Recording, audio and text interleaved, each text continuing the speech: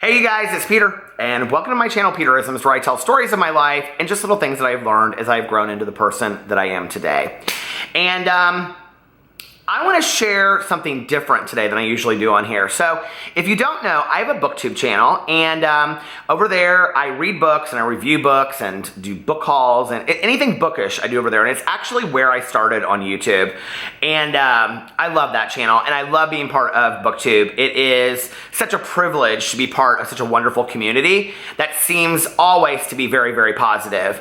I recently started a book club over there called Peter's Book Club, and it is also on Goodreads, so you can go over there and figure out how to sign up. There's all kinds of videos on how to do it. And I currently have, I think, 477 members, which is crazy to me, okay? Because I always wanted to be in a book club, but to be quite frank, I didn't have the, the confidence to just walk into, some bookstore or a library or coffee house and say, hey, I'm here for the book club. But I always wanted to be part of a book club. And as you know, because I've talked about it on here at length, I suffer from a lot of social anxiety. And I would be amiss if I didn't mention the fact that I feel like my social anxiety, of which I'm working through at this point in my life, but has really kept me from doing some things that I think would have benefited my life. And because I talk so openly about my social anxiety, I get a lot of messages from people, a lot of emails telling me about their own personal social anxiety and that they're really struggling with it and things like that. And, you just have to put one foot in front of the other and trust the process. And maybe I'll do another video soon about social anxiety and ways that have helped me just get through it. I have a safety net of friends and family around me that really help with that process. My husband Alex always lets me know the details of anywhere that we're going, if it's like a party or an event, and always says to me, anytime that you want to leave, we can leave. And so I feel very safe going to those situations now. I will say I still get very, very nervous, but typically when I get there, I have so much fun that then I don't want to leave, right? And that's kind of, I think that's a symptom of social anxiety that we never talk about, that a lot of times people that suffer from social anxiety are people that actually really crave being social, but they don't know how to get over the barrier. It's almost like it's this huge brick wall that once we're there and we're in the moment, we're really having fun, and people are like, oh my God, I'm so glad you came and this has been so much fun. And a lot of times we go home and we're very let down at the end, or at least this is my experience, because when we go home, we realize that was so much fun. How many opportunities have I missed out on, And I've missed out on a lot of opportunities. I've missed out on a lot of wedding receptions and baby showers and birthday parties and just things that I was too scared to go to.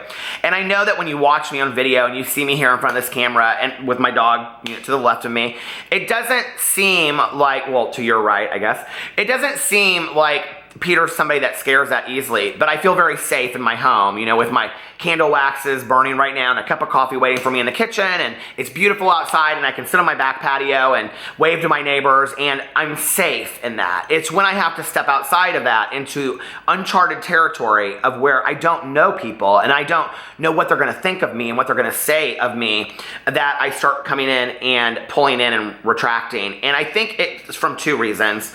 I think number one, it's because of being a adult child of an alcoholic. Growing up in an alcoholic home, I never knew what I was going to be dealing with. So it's constant like this. Is mom going to be drunk? Is she not going to be drunk? Is she going to be sober and it's going to be Little House on the Prairie? Or am I going to be dealing with craziness? I never knew. And the other thing was, I never knew where she would and when she would show up somewhere having been drinking. And so for school functions, I was terrified of my mom showing up to school functions, plays, concerts, things like that. And I think the other thing is the fact that I was bullied for a majority of, almost all of my growing up years, from first grade all the way through senior year. And being bullied is constantly looking over your shoulder because you don't know where or when it's going to come from next. So if you combine the fact that I was bullied, and so at school I didn't feel safe, and home was my safe place, to come home, but even my safe place, had restraints around it because I didn't know what kind of condition I would be walking into with my mom. It was very terrifying to me. And for much of my youth, my dad lived in an apartment until he built his house. And so his apartment didn't feel like a shelter from the storm for me, And I didn't really have a safe place. And so, I resigned to myself, into my bunk bed and into books and movies. And that's really where I found safety. And the reason I'm sharing that with you is because I think it's important that you understand that, so that you understand my fear of going just out into the world, okay? Even to walk into a mall for me, to walk into a store is still very, very difficult. My friend Melissa and I yesterday, we went on a shopping haul and we filmed it for my other channel, and she could tell I was pulling back, and she's somebody that I've talked very openly about my social anxiety, and she knows a lot about it, and I walk in places with my head down, and I try not to do that because, in my recovery, I've worked very, very hard on being a person of character today and walking in places with my head held high. But I still have that fear of what's going to happen. Am I going to walk into somebody I don't like? Like all those kinds of things. And the reality is I don't really have those people in my life today to walk into, but I did 20 years ago, and so that fear is still there, And I carry that fear with me everywhere, and part of what I'm working on recently, or have been working on recently, is working through that and unraveling it. And it's very much to me like necklaces in a jewelry, box, that you have to take them all out and they're all clumped together and you have to pull one out at a time. And so each necklace for me is a different issue that I'm working on, a different incident, a different bullying time that happened to me. And over time, what I've learned to do, and first I had to get sober, and then I had to work on my sobriety, and then I had to maintain my sobriety, and then I had to work on all that, and then underneath there now I'm able to work on those issues, with some outside help of a counselor that I've talked a lot about. So I'm slowly unraveling the necklace drawer is what I'm doing, and I'll get there one day. But last night, the reason I'm telling you about the BookTube channel is that we're reading She's Come Undone by Wally Lamb, and it's about this girl named Dolores, and it takes you from age 4 to up to about age 40, and it's fantastic. And I read it 20 years ago, and the book so resonated with me, and when I started it, I couldn't remember why it resonated with me so much. And I'm listening to it on Audible, and I'm also reading the physical copy. And if you want to join my book club, you have to go over there and join it. And then we have, live discussions at the end of the book reading, and I do videos about it. I'm actually going to do a video about it today. But what was so interesting to me listening to it last night is that Wally Lamb, the author, does such a fantastic job of combining humor, realistic humor, okay, with very endearing, realistic moments. And at one point in the book, and I don't want to ruin it for you, but there's a sexual assault that occurs. And Dolores talks a lot about carrying it with her for the rest of her life. And there's a point when she goes to the store, and it's her missing out on a major event in her life. She says, I'm not going. She becomes very bitter, very angry towards the world. And not just based on this sexual assault, but on many, many things that have happened to her in her life. Many things that she's become sarcastic and humorous about. So what they don't think it's that serious to her. And the reality is, I'm sitting there listening to it, and I'm thinking to myself, she isn't acknowledging her own pain. She isn't acknowledging the pain that she's been going through. And I know down the road in the book, something happens, and she has this aha moment. But she goes to this convenience store, and she has a $100 bill that somebody gifted her. And she buys an entire roast beef, and she buys all these cookies and pastries and things, and she comes home and she just gorges herself on it, And in that moment, it was interesting because I was listening to it. Now, I've never bought an entire roast beef, but I have gone and bought so much food that I emotionally ate and felt so sick and just was bawling my eyes out. Not recently, not in the last probably 5 or 10 years, but I have been there at times. And there are moments where I feel so close to giving up that I just don't think I can go on for one more minute. And I was thinking about some of those moments last night. I've talked about this on here before, that I've never in my mind have I had a conscious thought in my entire life about suicide. Not once. And I don't know. I think it's genetic. My cousin and I have talked about it, and she has never had those thoughts either. And, I think the average person, it has gone through their mind once or twice, and even a plan, I think, from time to time. And if you're somebody out there and you're going through that right now, please reach out to somebody. Please tell somebody. There's not a lot I can do, so please reach out to somebody in your real world.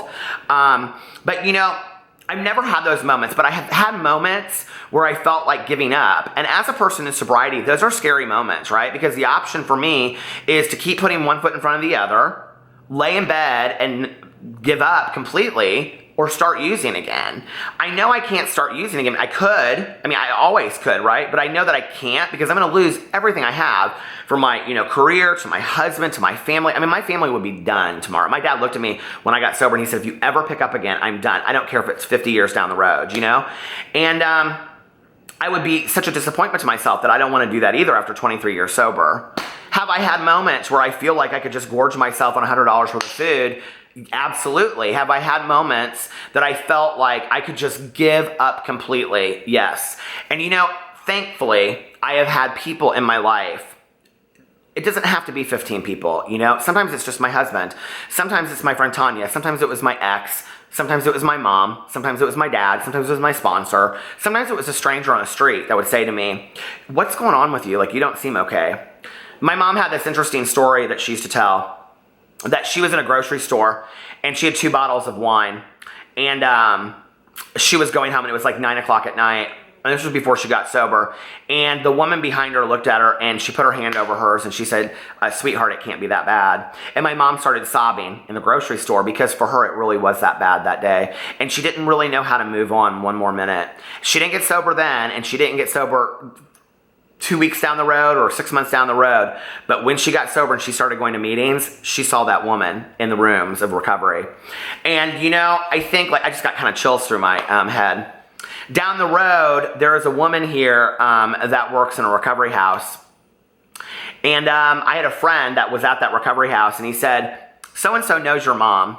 And I said, How did she know my mom? And she said, "Well, one time after a meeting, they talked for a couple minutes, and then she saw her at a store, and she was like, this woman was ready just to give up and go back out drinking.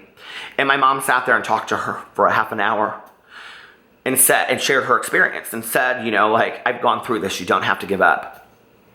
And she had been sober for 10 years. As a result, she said, because of that conversation, got her back on track. That conversation got her back on track and said, "Don't give up." So what do? We pass on what we've learned. We pass on our experiences. We put one foot in the front of the other, and we never give up. Because if we never give up, we have a chance. And today I say this so often, but it's the truth. I have the most amazing life. I have a life beyond my wildest dreams. And I'm so thankful I never gave up. Please don't ever give up. I love you guys, and I will see you tomorrow.